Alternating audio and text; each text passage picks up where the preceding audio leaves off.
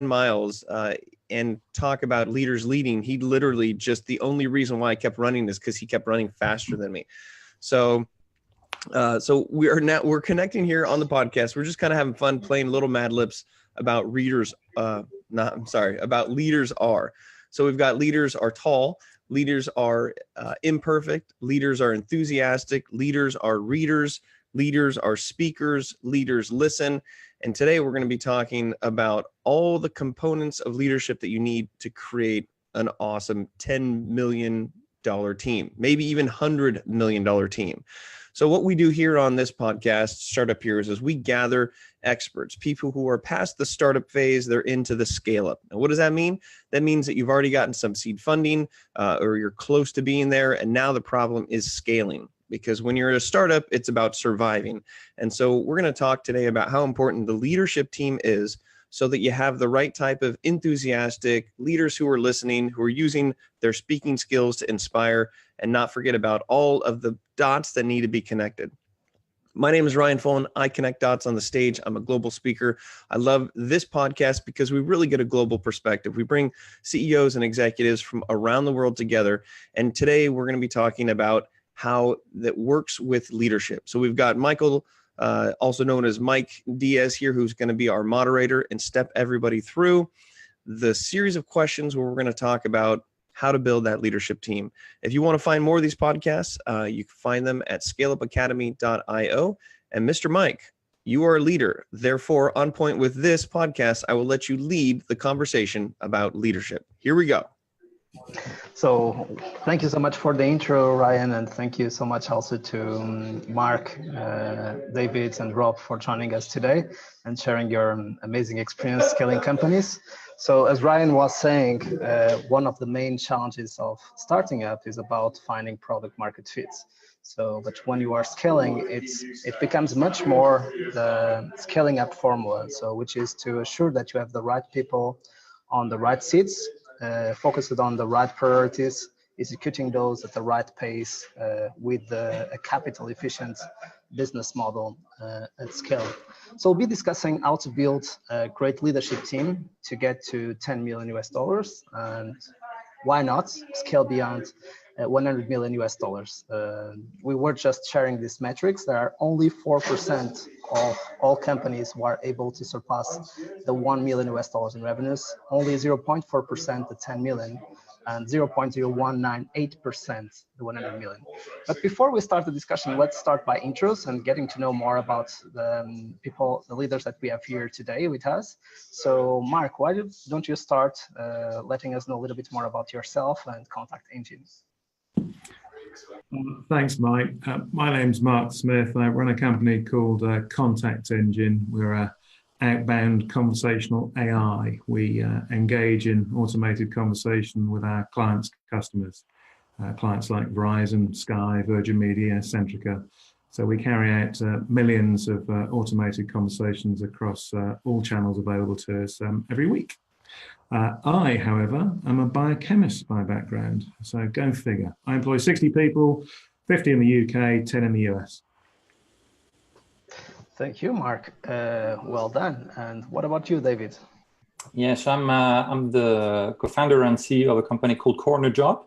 We're the leading mobile recruitment platform for blue-collar workers or lightly skilled jobs. We started 3.5 years ago. We're present in 4 countries, so France, Italy, Spain, and Mexico. We raised $62 million in total. The last one was a Series C. And we're now a team of 85 people across all of those countries, headquartered in Barcelona. Yeah. Well done. Thank you, David. What about you, Rob? I'm Rob Straathof. I run a business called Liberis, and we provide funding for small businesses, which is repaid in line with their cash flow. So it's a totally different, totally different way of business loans. It actually works by taking a repayment as a fixed percentage of their card takings or their online transaction streams, rather than the monthly lump sum. And to date, we've advanced over or nearly £300 million funding to about close to 10,000 small businesses. We are 100 employees at the moment and counting.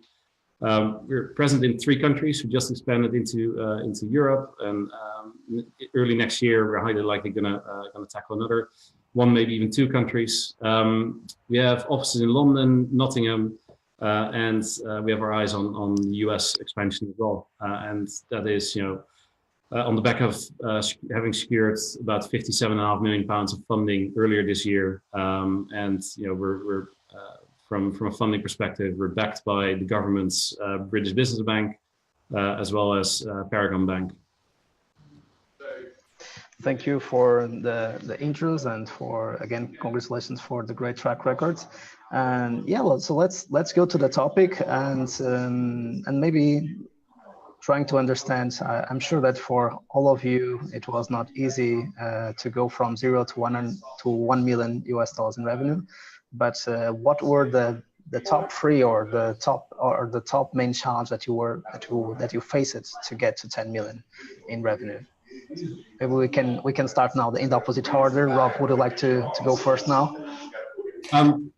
So I'm slightly different in that when I came in, we were doing about close to 5 million of revenues when I was hired as CEO. But to get to 10 million, or where we're currently at this month, we have a run rate of over 30 million pounds of revenues.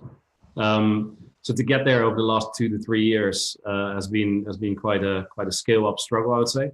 So top 3 challenges is forever and ever attracting the right talent. You're such a different company from when you're a $5 million company, then now you're a $30 million company, or actually $40 million company.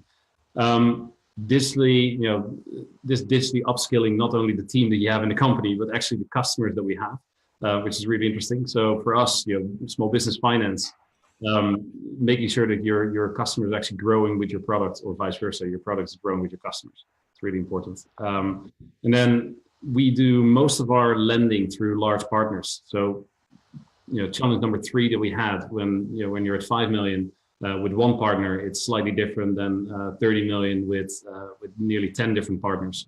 You need to keep them all happy and engage with all of them. So you have digital integration with those partners. You have the origination challenges that you have with them, and working together with their team. So you might be the most technologically advanced and quickest and most agile company that you can think of, but you are dealing with a whole bunch of partners that are very large organizations and can't switch as quickly as you can in terms of your product proposition and delivery.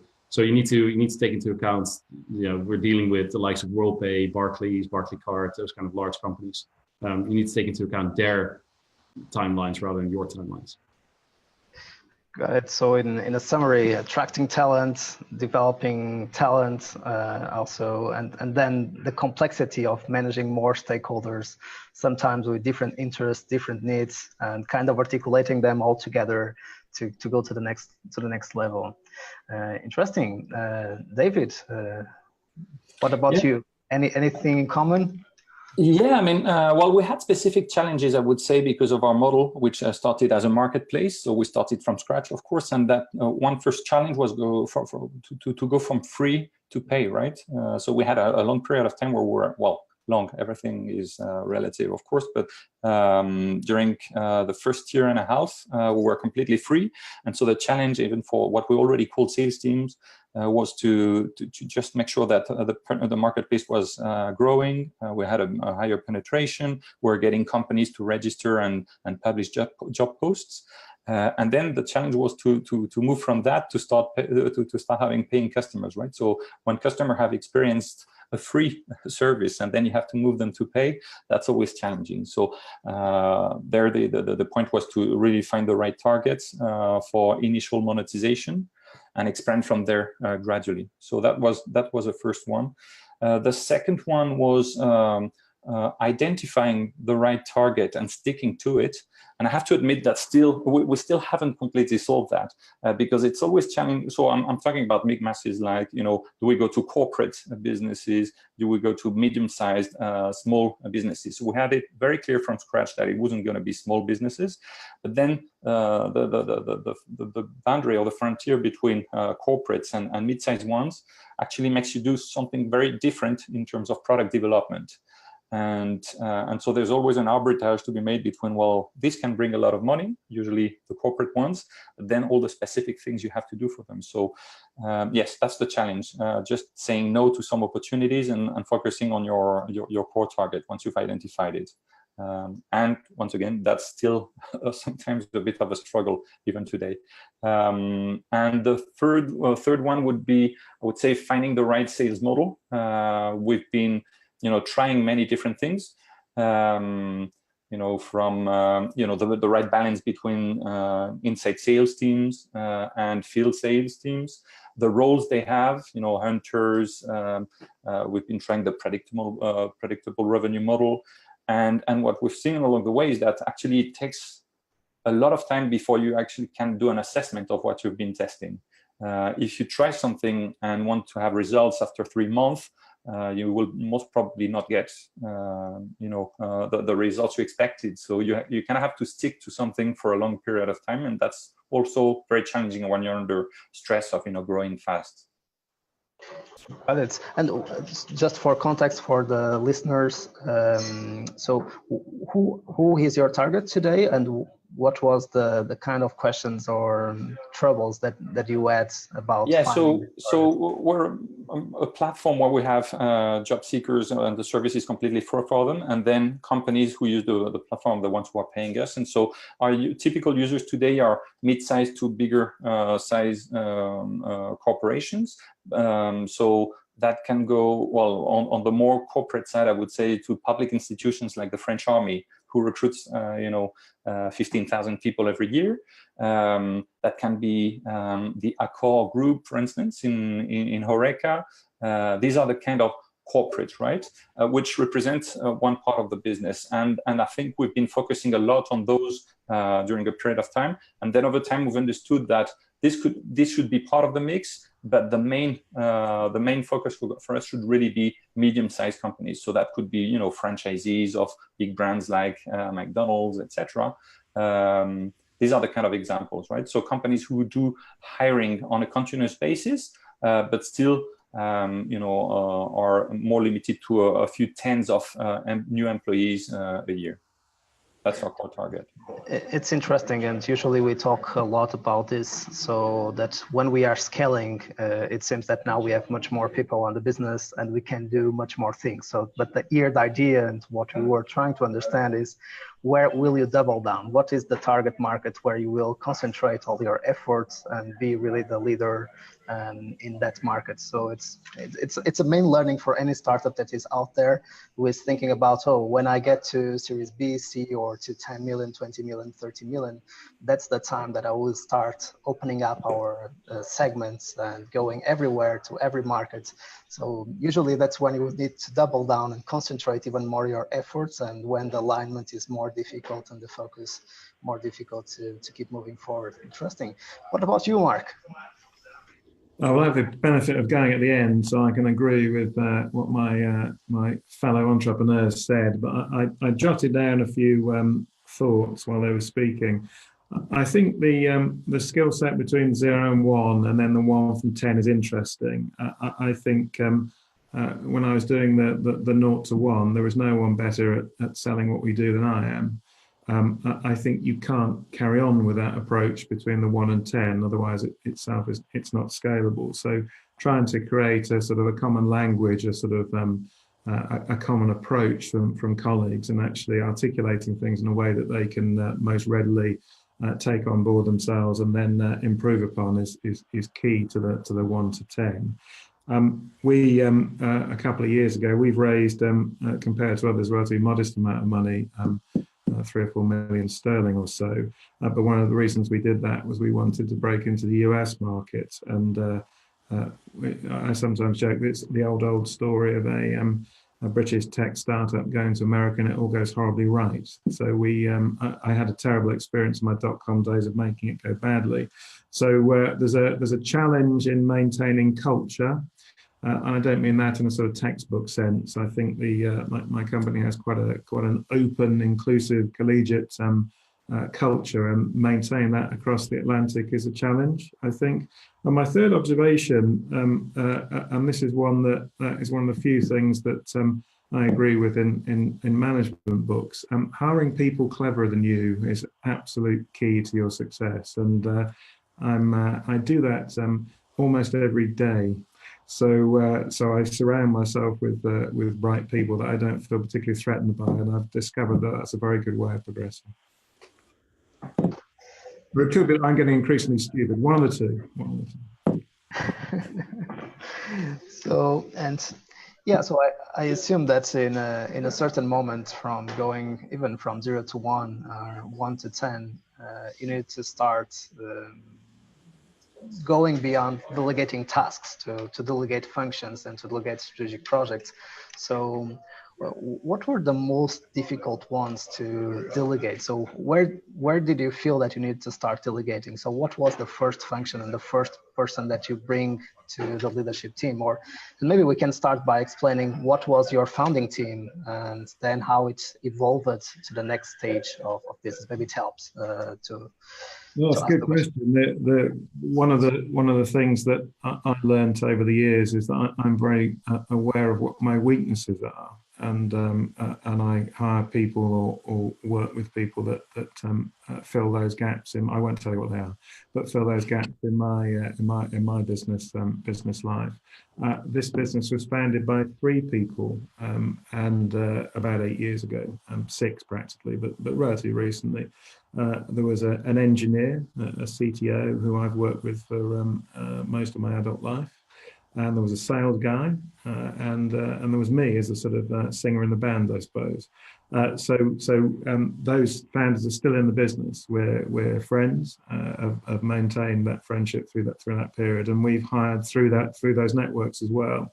So we've been fortunate in being successful and having good backers and grown that same group of people through. There is some truth to the people at the beginning, not necessarily the people that should see it through to the end. But I see relatively little evidence of that in our business. But what was it you said, between 10 and 100, 0.01 something? We'll see.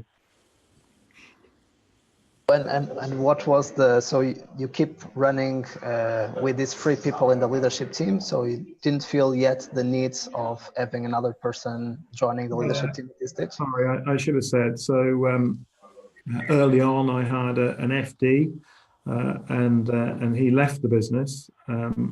He was young, and so we knew he would, and then the business was mature enough for us to be able to attract a CFO, COO, who was similar age to me, who was very experienced, and that was the sort of the 4th wall in our building, I suppose. And he's been with us for about 3 years, but he's a man that fills another one of my gaps. Got it. So, and why a CFO? Why a CFO? So when I have a conversation with PE houses and VCs, whenever they ask questions about the beans, they don't look at me, they look at him. Got it. Perfect. And David, how was the evolution of the founding team to the leadership team across these different stages of scaling the business, or starting the business and then starting to scale the business? Yeah, so we're 4 co-founders, but not all of them were operational in the business since the start. The specificity is that 2 of them were actually also involved in a venture builder, well known in Spain, called Antai in Barcelona. Which means, and so one of them is the chairman, was the chairman since the beginning and still is. The other one wasn't really involved on the day-to-day of the business, and still it is the case. And so he's at the board, but not involved on the day-to-day. And the 4th one, who's Italian, actually started the business in a very operational matter in Italy, and so he ran the subsidiary there for a couple of years. But in terms of a leadership team, the first person who I recruited was the CEO, who's still the CEO of the company. And I would say for a few months, we didn't really need the other C-level people, because we actually started within the venture builder and we got great support there for a few months. We had a CTO from the venture builder, everything related to finance, legal, etc., was also covered by support from the venture builder, which allowed us to actually spend all our time on execution. And that's why operations were, I would say, the most important part at this time, that we had to internalize from scratch with the CEO. And then after a few months, of course, because the business was growing, we started doing funding, etc. That's when we started building the team, and ended up with, well, not needing the support from this venture builder structure after, I would say, probably 6 or 7 months. Even marketing was kind of externalized initially with an agency also in the same building for all the acquisition, online acquisition, etc. But yeah, then after a few months, everything was internalized. Interesting approach. What about you, Rob? Interesting how we're slightly similar to David's story. We were still part of a venture builder called Blenheim Chocolate, who provided a lot of the services initially for us, such as tech, such as CTO, such as legal services, corporate IT. It's quite useful to have that in the very beginning of a company. And whilst we were scaling, we hired a great CTO, then we hired a COO. Sorry, operations director. We hired head of legal. And piece by piece, you can then replace the venture builder services with your own people in that case to build out the functions that you need. I think for the very beginning, especially in the lending business, having an amazing director of risk or a credit risk officer type person is absolutely key. And making sure that you have a great CTO or tech-enabled person who can create that two-click lending proposition that we're rolling out with our partners is incredibly important. And then now we're post the 10 million mark and going towards the 100 million mark. We've just hired a brilliant COO to help us with scaling the business. Someone who's done this twice before actually, and can then help us with getting the right teams in place, or right reporting structures in place, I would say, to make sure that everybody knows A, what their goals are for the next year, but B, have the responsibility and the authority to act on those goals as well. That's very different from having 10 people or 20 or 40 people versus having 100 plus people. All of a sudden, those responsibilities, people might not be rowing all in the same directions. Got it. So, which means that the first key position for you was the director of risk, and now is the COO. The new strategy is that you are adding to the team. Of course, everyone is important. I'm not trying to put you in a difficult position here. It depends on your own skill sets as well, right? The Mark was very clear. I understand where my non-skills are, my skills are, and where my non-skills are, I hire brilliant people that are more smarter than me, and where my skills lie, I portray and tend to tell the team that I'm the best in that area. Absolutely. And is there any area, sometimes CEOs, when they're looking back, they think maybe I should have been delegating products earlier. So it was very difficult to me to let it go. It was very difficult to trust someone to lead marketing or to lead sales, or even the sales function, as Mark was saying. So I'm the one who is the best salesman in the team at this stage. So how do I build a system? How do I let other people start going to clients without having myself in every single meeting? So is there any function, any role that was very difficult to you personally to let it go because you thought that you were amazing, but it was also bottleneck for you to scale to the next layer? And feel free to start, any of you who already have the answer in your mind. David, for instance? Yeah, I mean, in my case, I'm on top of being CEO of the company, I started also taking care of France, as a country manager, and I spent half of my time in the Paris office. And I have to admit that this was an easy part to let go, right? Because there again, as you said, I was, having the relationship with all customers, and it also makes things easier when you come as the CEO of the company, actually, to get more business. So that's probably one that was more difficult for me to completely delegate when we hired a country manager. It took me some time to get used to it. Got it. That's the point. And what about you, Mark? There's one thing I can't really hand over, and I'm a scientist by background, and innovation and new things intrigue me. So I still maintain a fairly strong guiding hand on the innovation work that we do, particularly around some of the more advanced NLU and machine learning and all the AI tricks. That just interests me. I personally, it would be difficult to convince me that it wasn't a mistake for me not to do that. I'm almost happy to give everything else up apart from that, mind you. Got it. So it's still difficult to you to let it go, still today. The rest of them in my dying hands. And what about you? It's always incredibly difficult to delegate, and delegate well, I would say. It's not just scooping something over a wall and say like, here, you run with it. No, it's really like being involved from a high level perspective is difficult. Especially if you've been here, been running the company now for just over 3 years. You've seen every aspect. If somebody new comes in, training them up and making sure that they're surpassing you that's the goal, of course. In terms of my background, for all my sins, I've been an investment banker for about 7 years. So finance and corporate development and raising debt, it's very useful in a lending company, but it's also really difficult for me to hand it over to my CFO and let him run with it. So he's always has this, he always has my crying eye looking over him on every single bit that's finance related. And same with business development. I used to be in business development and did a lot of that stuff. So those two areas, definitely the most difficult for me to let go. Interesting. I can't say what is the exact quote, but the idea is in order to grow, you might start delegating tasks and functions that you are weak. But in order to scale, you need to start delegating the areas where you are strong.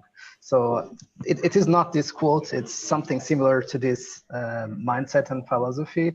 And I found it very, very interesting because, usually it's the things that we are super good at that are more difficult to delegate because we believe that we can do better than someone else. Perfect. And what's next? So what would be the main challenges of the future? So what do you think are the main areas of the business that needs to evolve and needs to have a new owner in the upcoming 18 months, 24 months?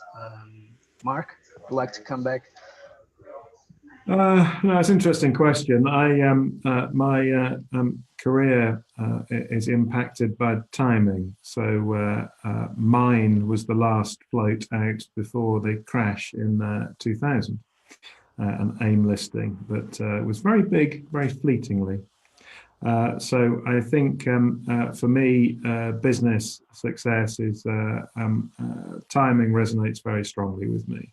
I think we are seeing certain macroeconomic circumstances which are unnerving, and so I think making the right decisions as to how you're going to grow the business and with whom over the next 12 months is a thing that exercises me a lot. But it's particularly relevant for me in my.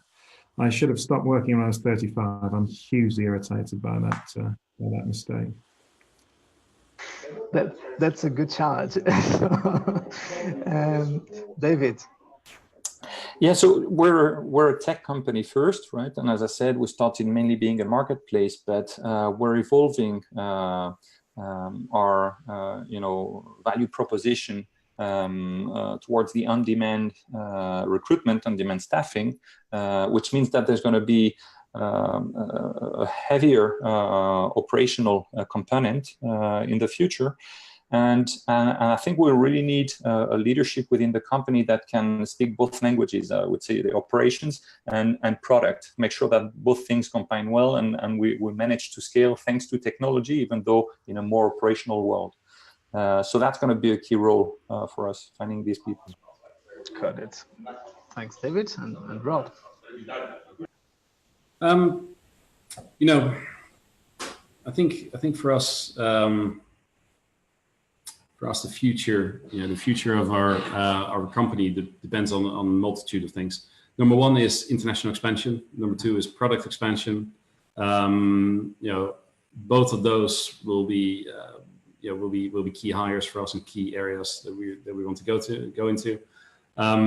Both of them are also, if you look at the path of companies that have managed to innovate beyond one product, one market, is not great, especially not in fintech. And even Google or Amazon, Amazon's slightly different animal, but Google, their main revenue driver is still search. And Google Maps and all the other stuff is really nice, but it's all minimal stuff compared to the main product. And that's key for, I think, a lot of fintechs is you have one product that can be successful, but if you want not permanent, but if you want longer duration growth, you need multiple products and keep innovating. And for us, that's going international is definitely one of them. Very challenging, new international heads and product heads to develop new products for us is key. Got it. Cool. So we are almost wrapping up before I pass back the word to Ryan. But before, we always like to ask this question in the show to all our guests. So Rob, if you have the opportunity to meet Rob 3 years ago when we were starting as the CEO of Liberis, so what would be the advice that you would give him? 3 years ago. I'm pretty sure my working career has always been I've always been quite hectic, I would say. But my favorite quote is always, "Life is what happens whilst you're busy planning the future." And work is for me is always been encompassing from a young age. But I should not forget to have fun and live my life. Don't neglect family, friends, and quite importantly, those who you work with. So make sure that you don't find yourself too important. That's kind of my message to myself. Yeah, we would share this for both of us.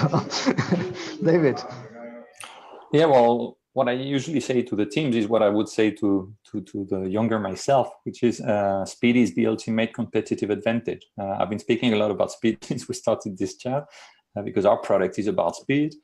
To recruit people, and also the way we execute it and allowed us to be, to lead the markets, the main markets where we're present, like France, Italy, or Mexico, is really by not being scared or doing things very fast. So there's been moments, particularly at the beginning, where we knew we were not doing things the best way, right? So, for instance, launching a TV campaign at nationwide level. 1 month after starting in that country, right? Starting operations meant obviously we didn't have yet the best marketplace, the most penetrated marketplace, the most job offers, etc. There was a lot of risk, but because we did that, we led the way, and that allowed us to make sure that we were blocking other competitors from coming once we reached, so being blunt and just executing super fast, I think, is the best advice. And not be scared. Yes, it is more risky, but the rewards are greater if you do so. So kind of the importance of being category leading. So you need to act fast. Yeah. In a certain way. Got it. Thanks, David. And what about you, Mark? No, I echo David entirely, but I'll do it much more quickly. 3 years ago, I'd just say, hurry up. Got it. It is aligned with your plan for the upcoming years that you just shared today, right? So I'm having some rest. Stop collecting guns. Yeah, I see. Absolutely. So it was a lot of fun to have this conversation. So thank you so much for sharing your insights, learning so much. And Ryan, word to you. Yeah, well, thank you for the talking stick. It's been fun listening to everybody, and the topic was leadership. The stall tactic in the beginning, as we were connecting the dots, was a bit of this leadership Mad Libs, which is leadership blank or leaders blank. And so as we went through today, I just took a couple nuggets that I thought were noteworthy to sort of sum everything up in no particular order. And again, this is a fun exercise with your team or your leadership team to just have people fill in the blanks, because one thing that I've heard through everyone is this awareness of the teams that they are building. It's not just these individual people as an island. And so I think if we forget to ask our employees and those people we are leading what their expectations are of leadership, then we might become a bit more one-minded or one-sided, and you'll lose team members that you wouldn't have been able, that you could have kept if you kept them in the conversation. So leaders delegate well. Leaders are aware of their own weakness. Leaders hire smarter people. Leaders learn to let go. Leaders evolve. Leaders attract the right talent. Leaders understand timing. Leaders focus on product first. Leaders innovate. Leaders are fast to execute. And leaders must remember to have a work-life balance. I feel like that was a leadership poem, and I can attribute all of you as authors within that. But it's funny always to think back to the advice that people give themselves. And we have everything from slowing down to remember that you have a life outside of work to hurry up when you're at work. And I think of all of this, if we're looking at how to build a $10 million leadership team, it's about really taking the time to think through what you're going to do, whether that's acting fast, whether that's hiring the right team. And one of my favorite parts of watching people on a podcast is the time that they take before they choose to speak. And in that few seconds, there's a lot of magic that goes on. And I feel like we just got the tip of the iceberg with you, gentlemen. So anybody out there that found one guest in particular or a few of them to resonate, I encourage you to reach out, because the gaps between what the questions were asked and what they answered, there's still a lot more information. And 45 minutes with 4 people is hard to just get that deep dive. So I encourage, and I will probably as well, reach out to you guys and poke a little bit more, because the best advice we can get is from people who have been there, who've done that, and who continue to do it. So I appreciate all of your insights, and I'm sure that the content that we see with you guys online and following your companies, we can lead by example. And this idea of 0 to 1, 1 to 10, and then 10 to 100, I think if we partial these off, there are different leadership capabilities and teams within all of that. We all have our 1 or 2 spots that we want to hang on to, but don't forget to pass that responsibility so your team can actually grow. So I'm excited to poke and do a little friendly cyber stalk on you guys and get to know you more and see your companies grow. But yeah, I think at the end of the day, leaders are ... whatever you make it to be. So learn from leaders to lead better, because leaders learn from leaders. There we go. All right. Thanks, everybody. This is a lot of fun. And Mike and everybody, we'll see you next week. If you want to see more of these episodes, it's easy. You go to scaleupacademy.io, and every week we bring in the ScaleUp Heroes, the entrepreneurs who have made it past the startup phase. They have survived. They are the anomaly. And now we get to watch and learn from them as they grow to 10 million, 100 million, or even $1 billion. Maybe $1 trillion too. All right. And remember, if you haven't made it to the 10 million mark yet, you can have a mindset. You can have the $10 million mindset, because at the end of the day, we are all as good as our team. So build great teams. Maybe we'll see you guys soon. This has been a lot of fun. Thank you, guys. Thank you.